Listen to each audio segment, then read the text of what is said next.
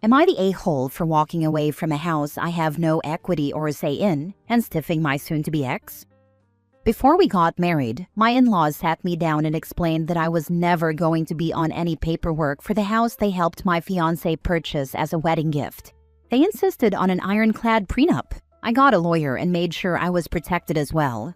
After we got married, I contributed to the expenses of our household 50-50, mortgage and everything. It was a little more than I paid in rent and utilities, but I figured we were building a future together. I make a decent living as a welder, and I do not own a lot of stuff. I have a truck, a welding lid, a laptop, and some clothes. Before I met my wife, I lived at Airbnbs and all-inclusive resorts. I work 4 weeks on and get 2 weeks off. It didn't make sense to rent a house that could sit empty for a month at a time. I have helped my wife upgrade, renovate, and furnish the house. I'll give a simple example. We bought a very nice sectional. I paid for half up front by giving the money to my wife. She then bought it on her credit card to get the points. After that, it wasn't my problem anymore. I recently found out that she has been seeing her ex when I'm out of town. I do not play that game. I will never compete for a woman, and I do not forgive cheating. So the last time I came home from work, I stayed at an Airbnb. I took the time to see a lawyer and initiated our divorce. When my time off was done, I went back to work. My next break is after the new year, and I will be going to an all-inclusive. Neither this last time nor from now on did I or will I be giving her any money. The problem is that she didn't use the money I gave her to pay down the mortgage or her credit card bill. She blew it on other stuff, so now she is in a bind. My money made her lifestyle possible. By just leaving and not engaging, she is kind of screwed. But there is nothing there for me anymore. We don't even have a dog like I wanted because she would have had to care for it while I was away. So all I left behind was a suit I only bought for our wedding, some gym clothes, and my dress shoes, once again for the wedding. She, her family, and her friends are all over me to help her during our divorce. I have no obligation to do so though, and after our divorce, even less so. I can literally live out of my suitcase and my backpack. My only living expense beyond housing is long-term parking for my truck. Even my mom seems to think I am screwing her over and punishing her too harshly. I personally can't believe my mom would take her side, but my parents' divorce was really antagonistic, and their inability to communicate led to both of them being much worse off than if they had cooperated and ended things amicably. Am I the a-hole? Now for the top comments. You are not the a-hole. She cheated. You're leaving. Up to her, and her family if they want to deal with the consequences of her actions. Sucks for her, but actions have consequences. And her parents are the ones that made sure that she'd be on her own financially when they split. They just never foresaw that she'd screw it up for herself. The prenup works both ways. They kept him out of it and she fafoed. Not the a-hole, but I don't understand why friends and family are on her side when she is most likely cheating on you. That doesn't make sense. Not my problem anymore. Anyone that contacts me on her behalf I block, except my mom. Depending on how vocal your mother is, you may want to lower contact with her, or at least set boundaries about what you're willing to discuss. I'm out of town a month at a time, and when I'm off, I will go back to being on vacation. I already barely see her. Not the a-hole, and cancel Christmas with your mom, unless she stops playing a traitor. She's certainly old enough to know better. I'm not going to be back in town until January. I'm going to Belize, then back to work. Next story. Am I the a-hole for canceling a third date over a peanut allergy? A friend of mine set me up on a date with a coworker of hers. She said we were perfect for each other. Our first date was at a coffee shop, and then we arranged to meet up at a botanical garden the next week. While we were at the botanical garden, she told me about her peanut allergy, which she described as life-threatening. I told her that must be stressful, and she said it was. We arranged a lunch date for this week at the end of that date. After that date, I started thinking. I love peanuts and eat them all the time. I put peanut butter in or on a lot of stuff, including my dog's toys, which he drags all over my apartment, getting invisible peanut oil everywhere, I'm sure. I can't see a potential relationship with this woman ever progressing to a serious stage without me changing my diet and habits. At this point, we've only been on 2 dates, and I think it would be more respectful of her time not to go on a third. So I called her and told her I was sorry, but we needed to cancel. She asked if I wanted to reschedule, and I apologized, but said I didn't think we would work out long term. She asked why, and I was honest. I said I really like peanuts and would be nervous about potentially harming her. She said there were a lot of safety precautions we could take to keep her safe, and I admitted I knew that, but didn't want to do them. She said wow, and told me I'm immature. I apologized again, but she hung up. She told my friend what happened, and my friend is confused by my reasoning. She said her coworkers said I'm a massive douche. I don't feel like I am. We only went on 2 dates. 2 dates don't imply any commitment. I asked her if she agrees I'm a douche. She said she's not sure, but that my logic is definitely weird. Do you guys agree? You like peanuts more than you like her. That's fine. It could have just as easily been reversed if she didn't like dogs and dropped you because you have a dog. And that's fine too. My son has a life-threatening allergy to cashews and pistachios. I pray that any future dates would gracefully bow out if they were not willing or able to remove those items from their life. Kissing someone after eating those foods can cause a reaction. You did the right thing, OP. I like your example. If someone found out I had a dog and then said they didn't want another date because they don't like dogs, I would be grateful. We wouldn't ever be able to live together, so why waste my time? Not the a-hole. You're not compatible. Exactly. That's exactly my mindset. There are no bad guys in incompatibility. Not the a-hole. You don't need a reason to decide not to date someone, but a peanut allergy is a perfectly good one. If you eat a lot of peanuts and don't want to give them up or deal with all the precautions to protect her. I probably would have just told her I'm not feeling the connection I want to feel in a relationship and feel it's best we both move on. Getting specific about why you don't want to date often brings a pretty negative response, so I prefer to keep things neutral. The truth is that some people don't take rejection well and will get butthurt no matter what you say. That makes sense. Thank you for the advice. I will keep it in mind for the future. Next story. Am I the a-hole for telling my menopausal wife that she looks like she's 50 years old? I'm 53 male and most likely the a-hole, and I think my 53-year-old wife is gorgeous. I think she looks more beautiful now than the day I married her. We've been privileged to have money, so we've been able to take care of our health. She's in good shape. She gets a lot of compliments. But the annoying thing is that recently she keeps putting down other women's looks behind their backs. She will pick at every perceived flaw. She talks about how she's more beautiful and looks younger than other women. I have told her it's not nice, but she says she's just being honest. As I said before, I think my wife is gorgeous. She also has wrinkles and age spots since she's 53. One day, my wife and I ran into a former colleague of mine who's a woman in her 30s. As soon as we got home, my wife was talking about how she's more beautiful and looks younger than the colleague. I told my wife that I think she's more beautiful than the colleague, but that she looks like a 50-year-old woman. My wife looked shattered. She started saying that she's going through menopause and that her body is breaking down. I told her I think she's beautiful and sexy. I tried to hug her, but she moved away. She asked why I would want to seduce an old woman.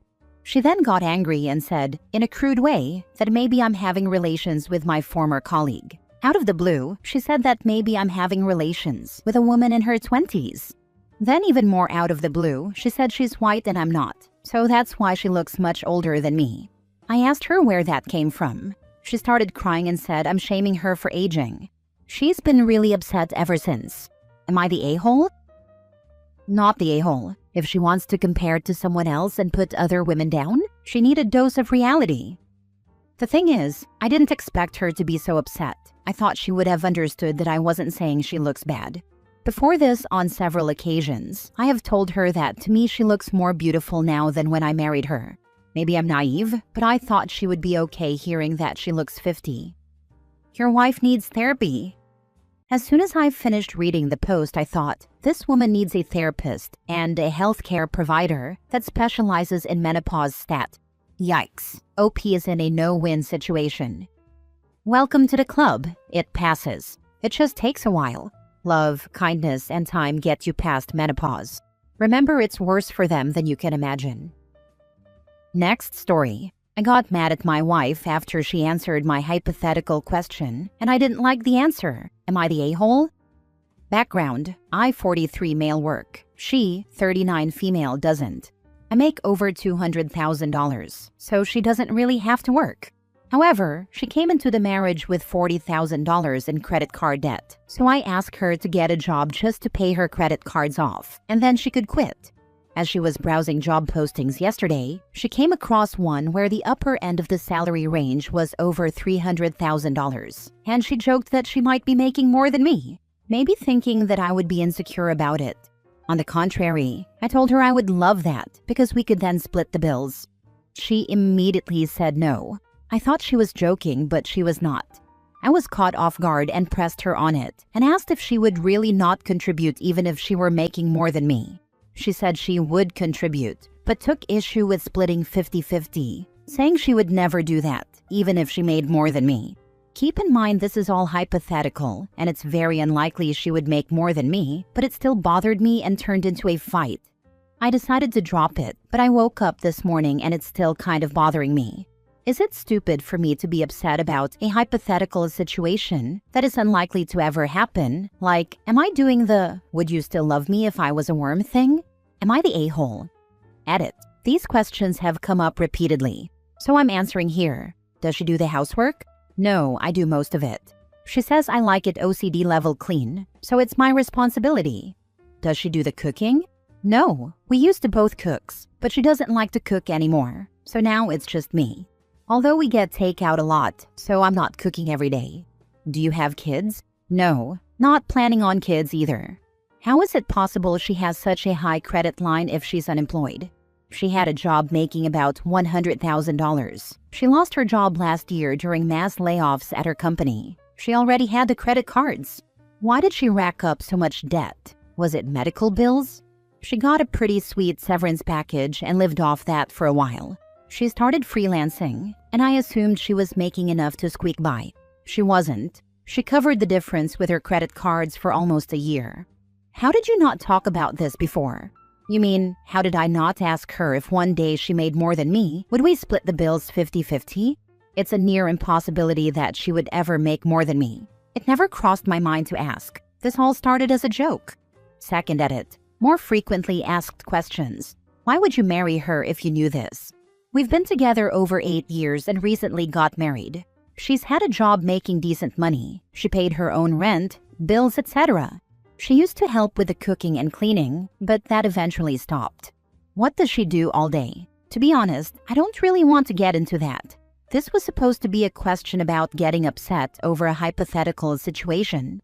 I was worried I was being stupid for caring. It turned into something much bigger. What do you get out of the marriage? We've been together for a long time. We started dating when I was a broke grad student living with 3 roommates. I worked hard, got several promotions, and my salary kept rising. What I get out of the relationship is not measured in dollars or chores. It's about the love I have for her and the love I get from her. It's about how I feel when I'm with her and how I can be completely myself around her without ever feeling judged. Basically everything you want from a relationship, minus the dollars and chores. She has massive credit card debt, doesn't work, doesn't clean, and doesn't cook. This isn't your wife. She's your sugar baby. She's effectively using you for money. Bro got a real-life labubu. Ask her what would happen if you lost your job. That should be an eye-opener for you. But no worries, OP, because it's completely hypothetical, and no one has ever been laid off before. Did she say why? Does she have some kind of view that financial support is a man's job? Is she just cheap? Not 100% sure. She did say she would contribute, just not 50-50. So it feels like she has some level of "it's a man's job to provide." No, it's not weird that it bothers you even though it's hypothetical. It says something not nice about her bent of mind and/or character. OP, listen to people when they tell you who they are. No idea what that means for you from this little context, but eyes up. Last story. Would I be the a-hole for not giving my son's ex-girlfriend a ride back home from college for winter break? I have an 18-year-old son that I share with my ex. My son just finished his first semester of college. He goes to my alma mater, which is on the other side of the country, United States, from where we live. A couple of years ago, he started dating the daughter of one of his mother's best friends. She decided she wanted to go to the same school as my son and is attending the same college. Since she left for college, her parents' marriage has imploded. She has also apparently been having a hard time finding friends at the college. She started treating my son badly, and this culminated in her kissing another guy. My son broke up with her after finding out. That was 2 weeks ago. Winter break is about a month long. She had been planning to ride with my son back home. She does not have a car. I flew to the college to ride with my son in his car back home. She apparently assumed that my son was still giving her a ride because she asked my son when we were planning to leave tomorrow to drive back home. My son told her that she is not getting a ride.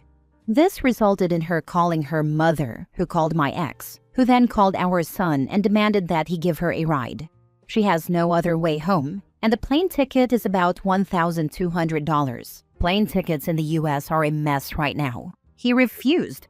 My ex then called me since I am here and demanded that I give her a ride. Since it is technically my car, I am the only person on the title. I told her I am going along with whatever our son wants to do. Apparently, this is causing all types of issues for my ex and the girl's parents as they try to figure out how to get her home. Am I the a-hole? Not the a-hole. Her treating him badly and kissing another dude just cost her family $1,200. If I were you, I'd be focusing on my son's healing from the breakup, and I would be doing the complete opposite of pressuring him to let his ex ride back. Agreed, she is literally at the find out portion of the experience. Just give the girl a ride home. Jesus Christ, be the grown-up here. Your son made the commitment to give her a ride. Backing out and leaving her stranded is a-hole behavior. Show him how to be the bigger person here. Punishing her in this way accomplishes nothing. I do not think my son is being petty here. She treated my son like crap. I have read the text exchange between them in the month before he found out about the kiss. He breaks up with her and she never apologizes, blames him, and after the breakup uses his grandmother's death, my mom, who he was extremely close to, as a dig at him. He blocked her and she had to call from a friend's phone. The only reason I would even consider doing this is because her parents found out about the breakup for the first time a couple of days ago, and it is going to be difficult for them to get her home for Christmas. But this is not pettiness. If I thought it was, I would tell him to suck it up and we are taking her. She did not tell her parents either. I was apparently the only one of the 4 biological parents who even knew about the breakup until a couple of days ago. I posted here because I feel bad for her parents and the difficulty they will have in getting her home, especially with the dorm closing Tuesday night. But I do not feel bad for her, based on how she has treated my son.